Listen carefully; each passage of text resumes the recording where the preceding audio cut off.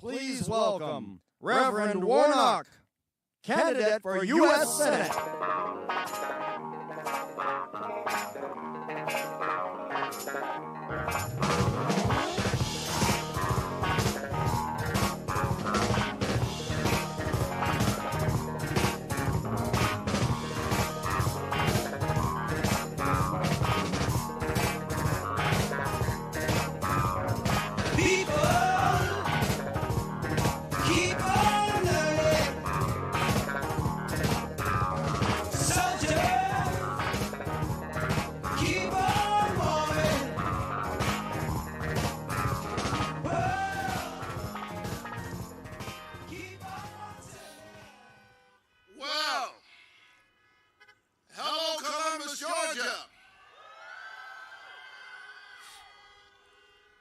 Y'all sound like you're ready to win an election, is that right?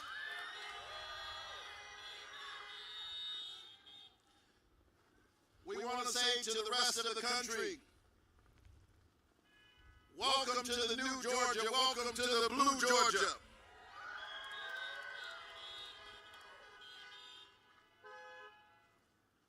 Georgia, they didn't see you coming. But here we are. And here she is in just a little while, Madam Vice President-elect Kamala Harris.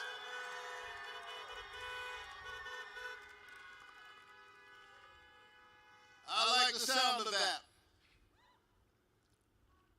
You flip this state blue. And come January 5th, when you send me and Jon Ossoff to the United States Senate, we're going to seal the deal.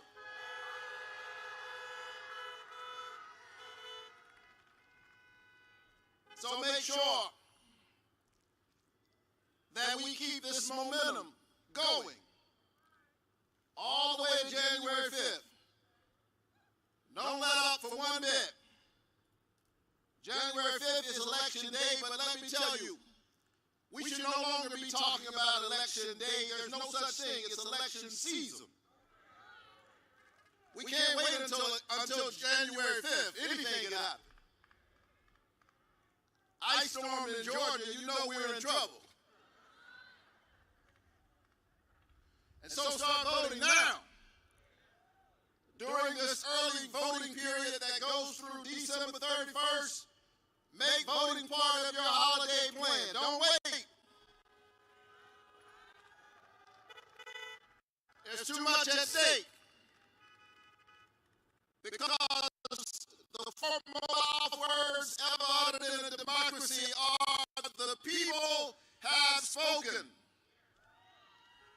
And on November 3rd, you spoke loud and clear, and you sent Joe Biden and Kamala Harris to the White House with Georgia's 16 electoral votes. We know they won because we counted them.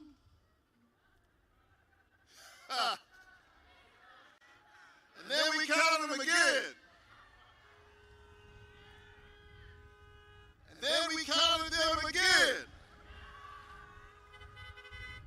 Can there be any doubt that Joe Biden and Kamala Harris are the President-elect of the United States of America? But they will need help. And that's what this moment is all about. That you would send Jon Ossoff and myself, that you would give us the great honor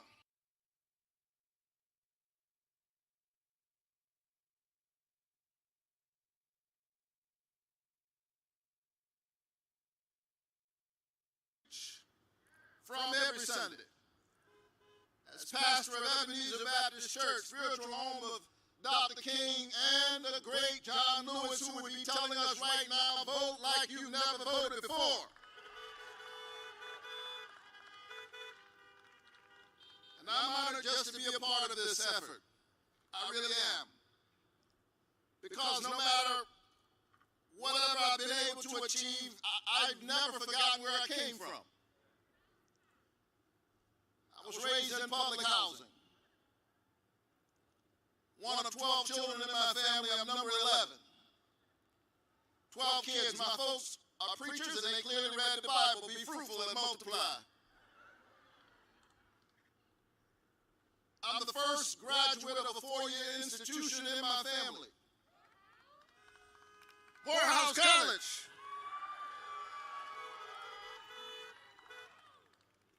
I got there through hard work, grit, and determination. But I got there because somebody gave me some Pell Grants and some low-interest student loans. And I'm running because it's harder now for kids growing up in struggling families than it was for me all of those years ago. But when you look at me, you see an iteration and an example of the American story. Because I grew up in public housing. My mom was from Waycross, Georgia. That's Waycross, Georgia. She grew up in the 1950s, and as a black teenager, she spent many summers picking somebody else's cotton.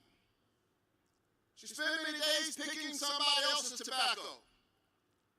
But the other day, those 82-year-old hands that used to pick somebody else's cotton picked her youngest son to be the next United States Senator from the great state of Georgia.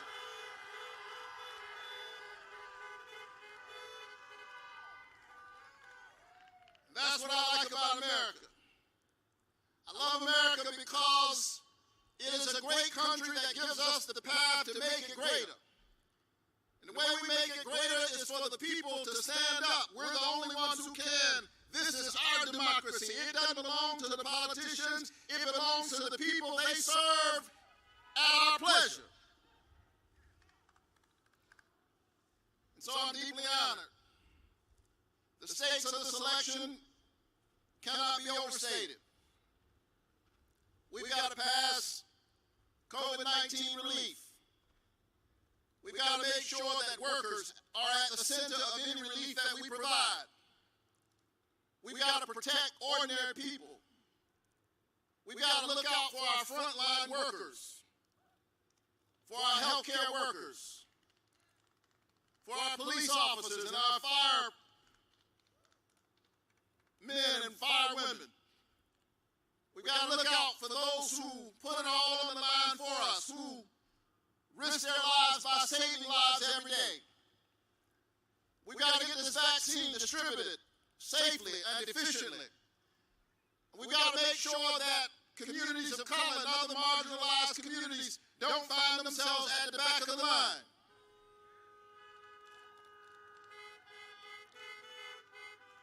We've got to stand up for our essential workers. Isn't it interesting? The folk that we have too often ignored, refuse to pay a livable wage. This pandemic has reminded us of how important they really are. The folk who stock grocery store shelves in the middle of the night while many of us are asleep. The folk who keep the economy humming, we now call them essential workers. Well, if they are essential workers, and indeed they are, we ought to pay them an essential wage, provide for them essential benefits. It's only right. And we have to strengthen the Affordable Health Care Act. And make sure we cover everybody. I believe that health care is a human right. And it is certainly something that the wealthiest nation on the planet can and ought to provide for all of its citizens. We can do it. We just have to commit to doing it. I've been moving all across this state, dropping by little towns. And when I go into these small rural towns, they're surprised that I'm there. I'm surprised that they're surprised. They say, Reverend, we're not used to someone running for the Senate coming by our little town. And that's strange to me because I'm running to be a United States Senator for the whole state of Georgia.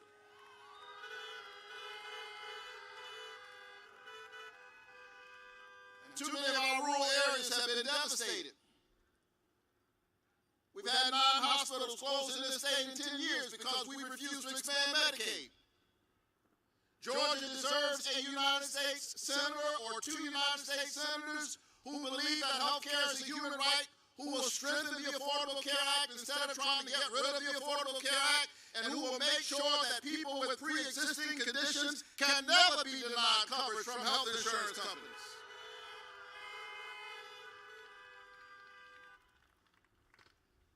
Georgia deserves a United States senator who understands that when kids come out of school, they should not be so burdened with college debt that they have a mortgage before they have a mortgage. Then we got to invest in this country through infrastructure investments that will create broadband in these rural areas, repair our roads and our bridges and our broken infrastructure, because our broken infrastructure is a reflection of our broken politics, and we must rise up in this defining moment in America and repair our roads and bridges, repair our democracy for the sake of the people. And we can do it. The only way to do it is to stand together. So push hard now in these remaining couple of weeks and push back against the forces that try to divide us. Have you noticed? I'm trying to have a substantive debate about the people of Georgia, and my opponent is trying to reduce this race to the kind of empty schoolyard insults made between children who aren't thinking very carefully on the playground. This is serious business, and she's busy calling me names. I'm trying to have a debate, and she's engaged in name calling. That's all right, as we say in the South, bless her heart.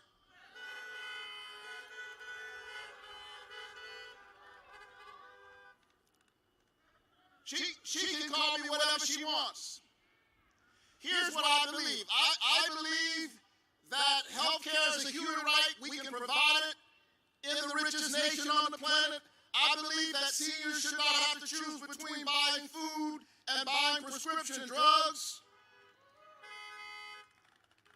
And I believe that people who work hard every day deserve a livable wage. She can call that whatever she wants.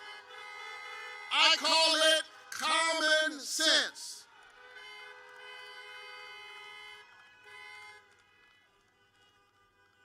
And so here's the thing.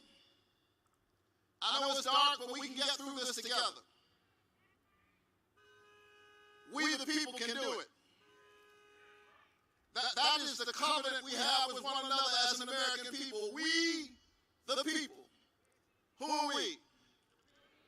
We are those who work hard every day and can barely get by. We the people. We who work hard because we have heart, but we don't have health care.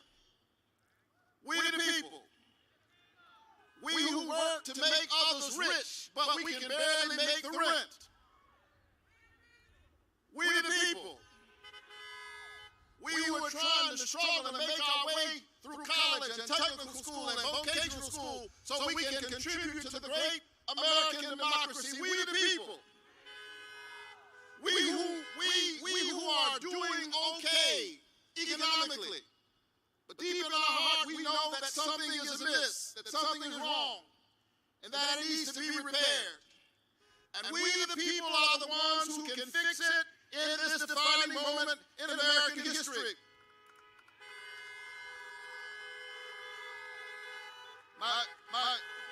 My dad used to wake me up every morning as I close, and nobody believes a Baptist preacher when he says as I close. They say Rev's got at least 2 or 3 more closes, but I'm honestly, as I close, my dad used to wake me up every morning because he had a serious work ethic. He was a veteran. He learned early to wake up early and get started. He was a pastor and he was a small businessman. He had things to handle. And so it didn't matter to him whether it was a school day or summertime or Saturday. He woke me up 7 days a week, often at dawn.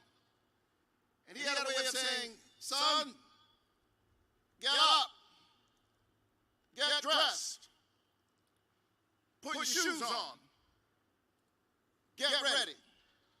He didn't think you should sleep late or you should walk around, unprepared. And so he said, get up, get dressed, put your shoes on, get ready. And I was a little boy, and so I asked him, Dad, it's Saturday. And I'm 7, 10 years old. Get ready for what? And sometimes I stump him. He said, I don't know, I'll figure that out later. You just be ready. Put your shoes on, son. He wake me up at dawn. And the thing about dawn is that it's morning, but it's still dark. It's dark, but morning is on the way. And so I want to say to you, Columbus, Georgia, I want to say to you, America, that I know it's dark, but morning is on the way.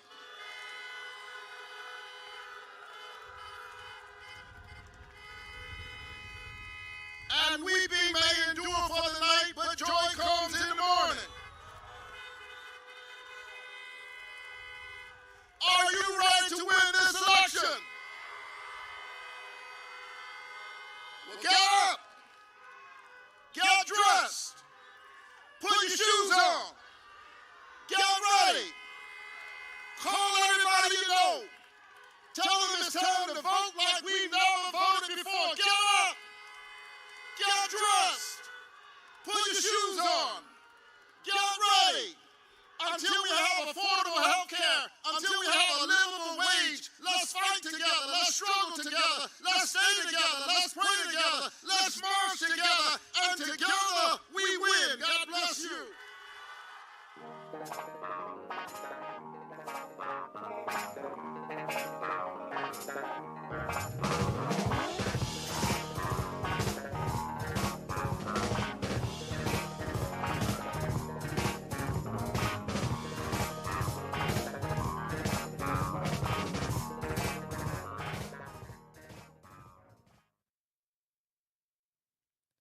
Please welcome Jon Ossoff, candidate USA.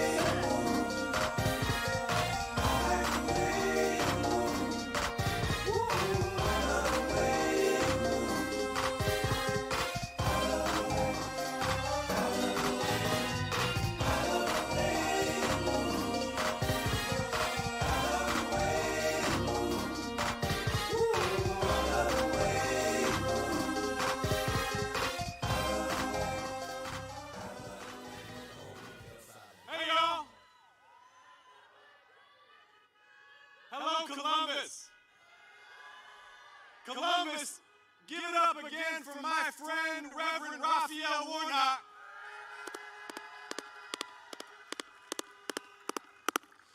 Columbus, it is great to be here. Thank you so much for coming out. Thank you for all you're doing. Thank you for how hard you're working.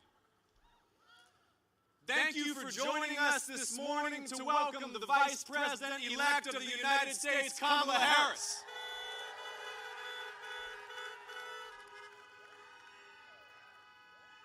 Columbus, the whole country is watching Georgia right now. The whole country is watching Georgia right now. All eyes on Georgia. And Columbus, think about how far we've come. Think about how far we've come in the American South. Think about how far we've come in the great state of Georgia, now the most competitive battleground state in the United States. Hosting 2 U.S. Senate runoffs for control of the United States Senate. Think about how far we've come, Columbus, that your standard bearers are the young Jewish son of an immigrant mentored by John Lewis and a black preacher who holds Dr. King's pulpit at Ebenezer Baptist Church. Columbus, think about how far we've come.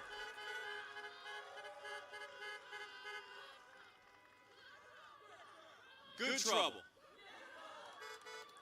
And we're running against like the Bonnie and Clyde of corruption in American politics. Columbus, how did we wind up with Kelly and David? How did we wind up with Kelly and David? Two United States senators more concerned with using their offices to line their own pockets than looking out for we the people who pay their salaries. We deserve better, Columbus, and retirement is coming for Kelly Loeffler and David Perdue. We have the power, Columbus. We have the power to hold them accountable. And we have bigger and better things to discuss than David Perdue and Kelly Loeffler, like where we go from here.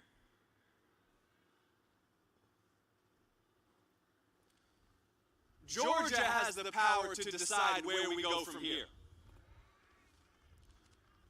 We have the power to write the next chapter in American history. Because the fog is lifting. Donald Trump is leaving.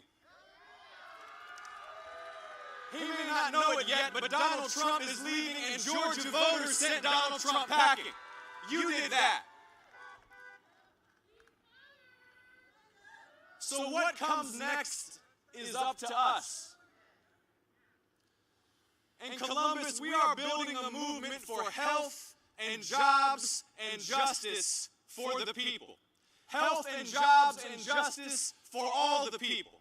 Let's talk about health, Columbus. Do you believe, like I do, and like Reverend Warnock does, that health care is a human right and not just a privilege for those who can afford it, who live in the right zip code? Do you believe, like I do, that every single Georgian deserves the best health care available on earth? We can make that happen. I was just out in Cuthbert, Georgia, 3 days ago. In Cuthbert, they lost their hospital in October. In the middle of a pandemic, their hospital closed down. And David Perdue and this state's political leaders who refuse to expand Medicaid are responsible for the closure of rural hospitals across this state. We've lost 9 rural hospitals in 10 years, Columbus. And if you send me and Reverend Warnock to the Senate, we will deliver the resources to reopen those hospitals and to build clinics that will serve every community in Georgia, because we believe that health care is a human right and not just a privilege. We can stand up to the insurance and drug companies that are ripping off Georgia families every day. Surprise medical bills that arrive 6 months after a visit to the hospital. The prices that families are forced to pay at the pharmacy every day for life-saving medicines like insulin. It doesn't have to be this way, and we can fix it. We can make affordable health care a reality for every family in this state, because Columbus, health care is a human right and not just a privilege for those who can afford it. And this is about health and jobs and justice for all the people. Let's talk about jobs, Columbus. We have the chance to pass the most ambitious infrastructure and jobs and economic relief plan in American history to build back our economy after this crisis. We can repair our roads and bridges. We can build those clinics and hospitals. We can upgrade our public schools. We can ensure every community in Georgia has high-speed internet access. We can make Georgia the #1 producer of clean and renewable energy in the American South, and America the #1 producer of clean energy in the world. We can do these things, Columbus. We can create tens of thousands of jobs while we do it. We can raise the minimum wage to $15, because an honest week's work shouldn't just allow us to survive, it should allow us to thrive. We can do all of these things, Columbus. But let's be very clear about the stakes of these elections. Because if Mitch McConnell continues to control the U.S. Senate, he will try to do to Joe and Kamala just like he tried to do to President Obama. They will block the COVID relief that we need. They will block the minimum wage increase that we need. They will block the expansion of Pell Grants that would allow every young person in the state to get a 4-year degree from a public college or an HBCU without a penny of debt. We have too much good work to do, Columbus, to be mired in gridlock and obstruction. We have too much good work to do on behalf of the people. And Columbus, the polls are open right now. The polls are open right now. So Columbus, say it with me now. Say vote. Say vote. Say vote. The polls are open, Columbus. Health, jobs, and justice for the people. Let's talk about justice. Let's talk about justice. See, my mother came to this country as an immigrant when she was 23 years old because she believed in the ideas that America stands for. The ideas that so many have fought and sacrificed for. And Columbus, please join me in taking a moment to recognize all of the veterans and all of the military families who are here with us today. Thank you for your service. My mother came to this country because she believed in the ideas this country stands for. And let me be very clear that that doesn't mean she indulged some kind of fantasy about our past. That doesn't mean that she didn't recognize how much further this country had to go. But she believed, like the Reverend was just talking about, that this is a country on a journey of progress. That our democracy is what empowers us to build this country so that we fully realize our founding ideals of equality in God's eyes and equal justice under the law. That's what America is all about. And the ballot box is where we demand that progress. That's why my mother became a citizen. The ballot box, Columbus, is where we demand that progress. Columbus, say it with me again. Say vote. Say vote. Equal justice for all. The 14th Amendment to our Constitution already guarantees equal protection under the law. But when Ahmaud Arbery is shot to death in broad daylight on camera in the street, and the authorities look the other way because he is a young black man, that makes a mockery of equal protection under the law. So Columbus, are you ready to fight for a new Civil Rights Act that will secure equal justice for all, regardless of race and regardless of class, and a new Voting Rights Act that will protect the sacred franchise and end voter suppression? Columbus, we have the power to make this happen. The next 2 years can be the most productive for civil rights and voting rights since 1964 and 1965. We have the power as Georgia voters to make this happen. You have the power to make this happen. We have to organize and mobilize and work like we have never worked before. Columbus, are you ready to put in the work these next 2 weeks to make this happen? Are you ready to knock on doors and call your neighbors and get everybody you know at church and at school and at work out to the polls? Columbus, say it with me again now. Say vote. Say vote.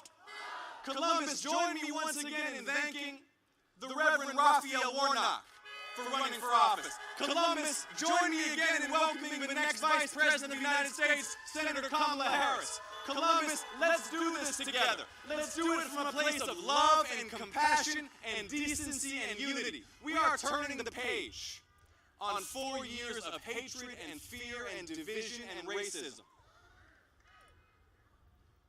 Let's be filled with love for each other as we do this work. Let's build the kind of country we want to live to the next generation. I'm grateful to all of you for being here. I'm grateful for your support. God bless you. God bless the United States. And thank you for all that you're doing. I appreciate it. Thank you. Thank you.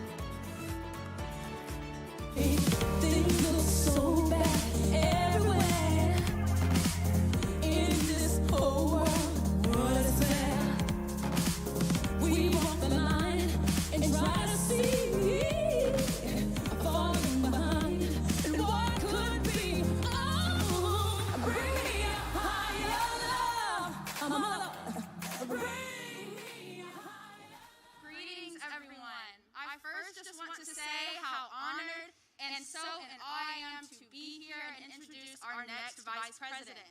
I know that you all didn't just come here to see Vice President-elect Harris, but I know that you're also here because you understand the importance of voting. You understood it in November when you voted in record numbers, and shout out to Georgia's young voters who were #1 in the country. Early voting has begun in our state, and I hope you understand the importance of your voice and your vote now, because we have unfinished business, Georgia. These 2 Senate races are so very critical to America's future, and in the words of President-elect Biden and Vice President-elect Harris, we are determining the soul of America. To those people who do not understand the importance of voting, our Vice President-elect is a living image of America's voice. People who were born without a silver spoon, our next speaker is you. People who have had to fight for and earn the respect that they deserve, our next speaker is you. People of color, our next speaker is you. Women, our next speaker is you. America, our next speaker is you. Columbus, Georgia, please help me welcome the first female Vice President-elect of the United States of America, Kamala Harris.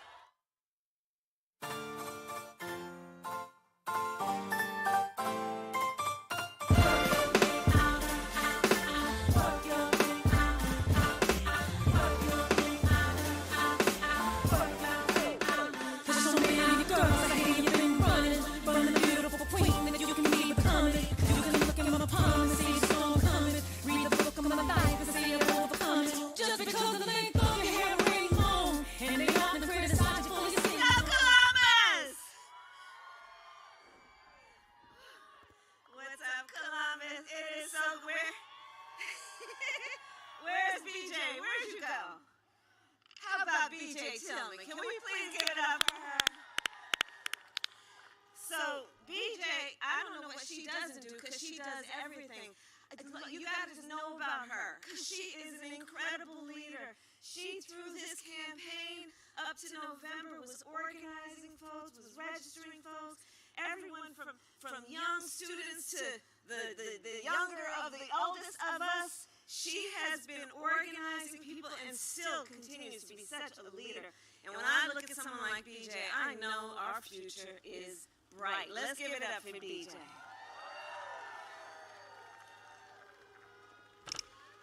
All right, well, it is so good to be back in Georgia. It is so good to be back in Georgia. And I am here first and foremost to thank you all on behalf of Joe Biden and myself for doing what you did in November. Because you did what no one thought could be done. You did what no one thought could be done.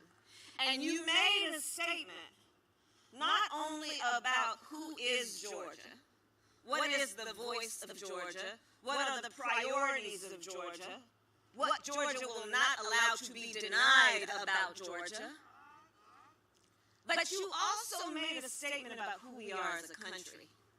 You allowed people around this nation to say, don't ever put us in a box and tell us who we are. We will tell you who we are. That's what you did. That's what you did right here in Columbus. And so I am here, first and foremost, on behalf of Joe Biden and myself to say thank you. Thank you for what you did. And of course, no good thank you comes without asking for a little bit more. So, January 5th. January 5th. You know, 2020 has been a difficult year. 2020 has been rough. You know, people making jokes about 2020, like, we want this thing to be over. But you know what? As far as I'm concerned, Georgia, Columbus, 2020 ain't over until January 5th. That's when 2020 will be over. That's when we'll get this thing done. Because as you know, everything is at stake when it comes to the need to elect Reverend Raphael Warnock, to elect Jon Ossoff, to elect Daniel Blackman. Everything is at stake. Everything that was at stake in November is at stake leading up to January 5th. Look at what's happening right now in this state. We're looking across the country at so much devastation.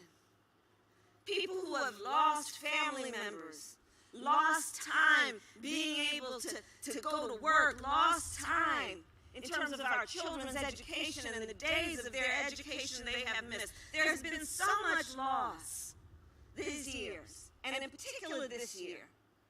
We're looking here in Georgia at the fact that 1 in 7 families is describing their household as being hungry. We're in the midst of a hunger crisis in America, and it's hitting Georgia hard.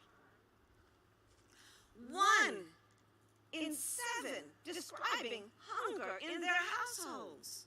1 in 6 Georgian families are describing an inability or difficulty to pay rent. 1 in 4 small businesses in Georgia have gone out of business or are about to go out of business. And what we are here to talk about, and why everyone, all the leaders are here right now together, because if you're here, you're a leader, is to say that we will have our voices heard. We will not let anyone silence us. We will speak up about what we need. We will tell you what we want, and we will make it happen through our vote.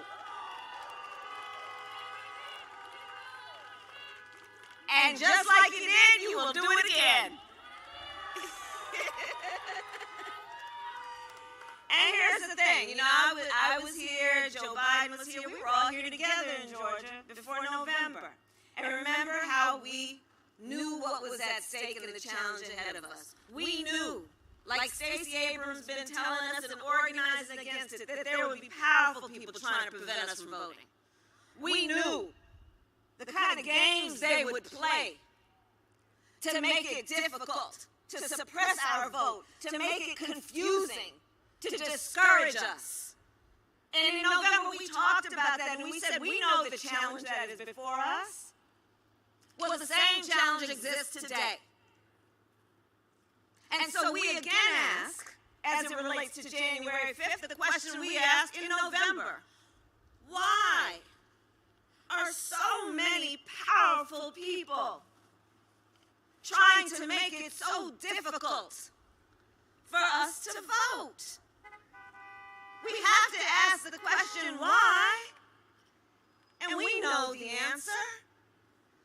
Because they know our power. They know when we vote, things change. They know when we vote, we win.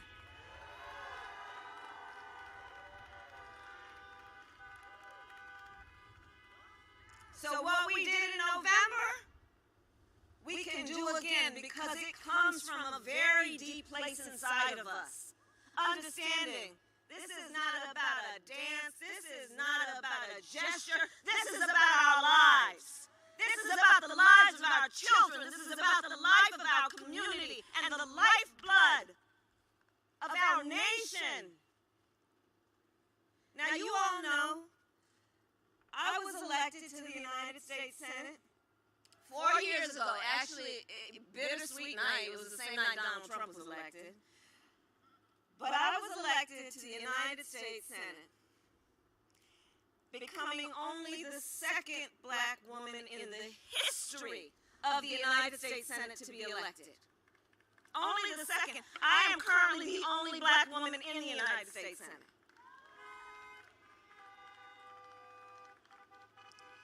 And here's what I have also come to visit with you to share.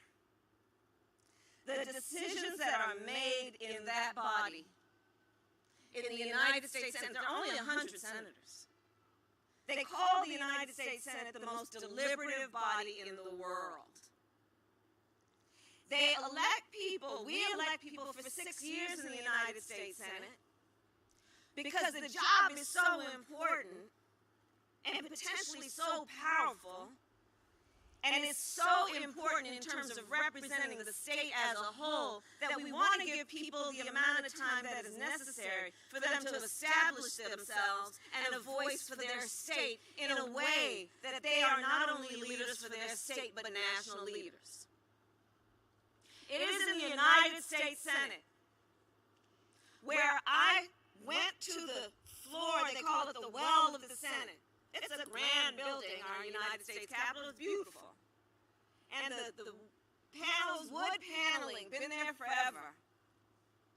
Pristine desks. You can see the names of the founders of our democracy written in those desks. And I sat on that floor when the Republicans were trying to get rid of the Affordable Care Act that they named Obamacare that brought health care to tens of millions of people in our country. I watched as they dared to play politics with people's lives and their well-being. And I saw with my own eyes, I was relatively new to the Senate, I saw with my own eyes the power of each of these individuals who are United States Senators. It's incredible. And as an example of that power, I saw what you probably saw by television. In the early morning, late at night, early morning hours on the United States Senate, I saw the power of just one senator when the late, great John McCain, on the issue of trying to get rid of Obamacare because President Obama, together with Vice President Joe Biden, brought it, so they wanted to attack it, but it was about America's health care. I saw the power of one senator when John McCain took to that floor and said, "No, you don't." He said, "No, you don't."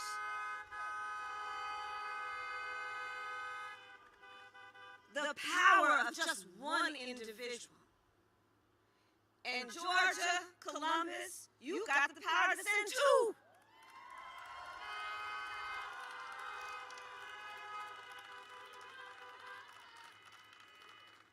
It is within your hands, within our grasp, to send these two leaders to Washington, D.C., who will fight for your voice. They are born out of this election cycle when people tried to silence and suppress you.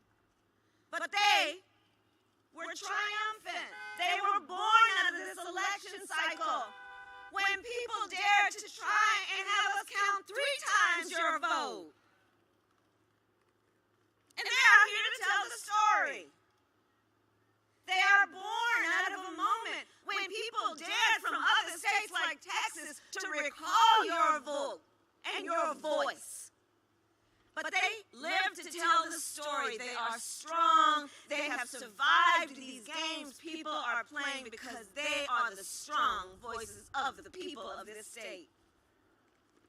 So we've got it within our power, and you have it within your hands, to make a statement about who is Georgia and the power of the voice of Georgia, sending these two, Jon Ossoff and Raphael Warnock, to the United States Congress, to the United States Senate, to say, it is us, the people of Georgia, who will make a decision. It will not be made for us. We will make the decision about who represents us.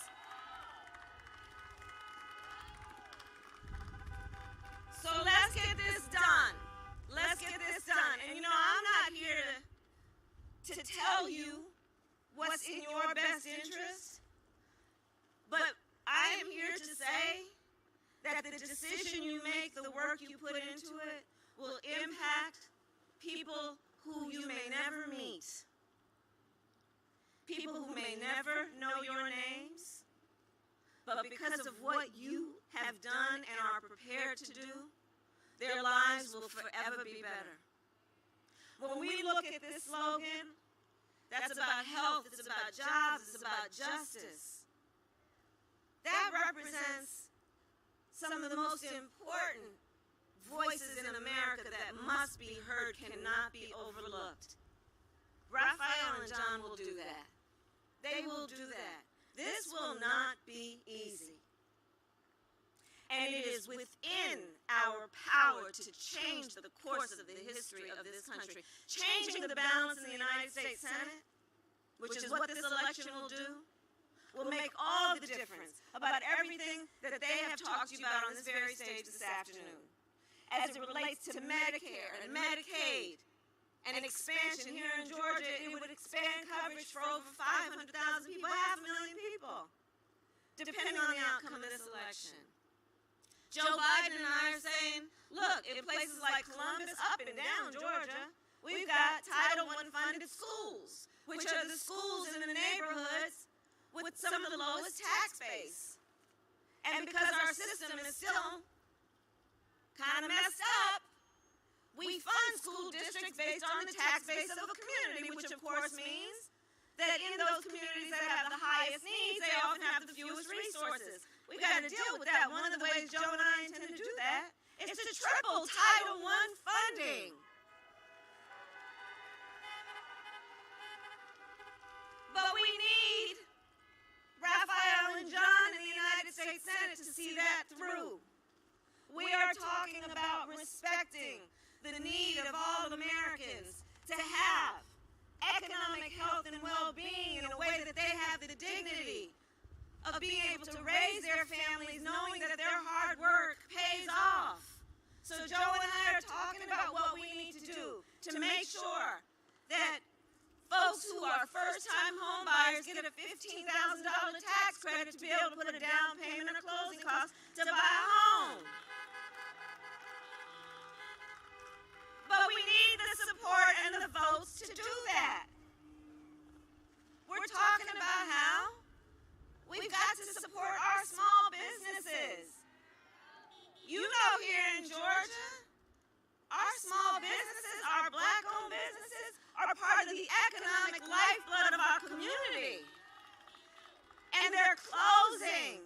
Part of how we got to deal with this moving forward is we need to make sure that our small businesses, with an emphasis on our minority-owned businesses, have access to capital. So Joe and I have got a plan for that. We need the votes in the Senate. We need Raphael and Jon there.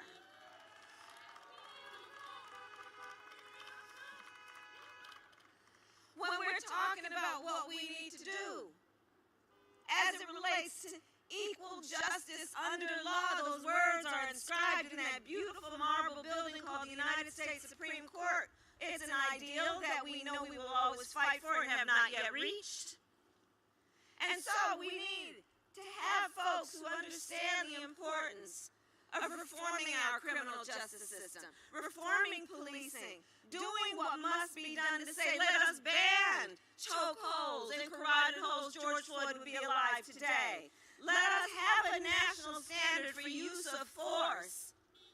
Let us require that as a nation we run our laws in a way that take into account the real history of America and do what is necessary to right what has been wrong. To do that, we will need the legislation to be passed. We will need Jon and Raphael in the United States Senate. These are the things that are at stake. And so I traveled here. I got to go back. I'm voting on that COVID package tonight in D.C., but I and I will be voting for it. But I wanted to come and visit with you before Christmas, to ask that among the things that you plan to do for Christmas, we all have our traditions. So many of us, our traditions have been changed because of the virus and what we need to do to be safe. But in the spirit of this season, in the spirit of the celebration of a birth that taught us that it is within the power of an individual to leave this world better than we found it. Let us use these days leading up to January 5th in the spirit of all that is good and right, to make sure everyone we know understands their power, that they understand what is at stake. And my final point is this. 2020, we got all kinds of words for it, most of which we should not say in front of children. And like I said, I think 2020 will truly be over on January 5th. And that being said, Columbus, this moment will pass. This moment will pass. This moment of loss, this moment of so many crises hitting so hard, it will pass. And years from now, our children, our grandchildren, and others will look in our eyes, each one of us. They'll look in our eyes and they will ask us, where were you at that moment in time? Where were you? And what I know we all will be able to tell them is so much more than just how we felt at this moment. We will tell them what we did. We will tell them we were hanging out at Bib Mill, that we were hanging out with Jon and Raphael. Kamala came and paid us a visit. We will tell them that we organized, that we reminded people to vote early, and we will tell them we elected the next senators to the United States.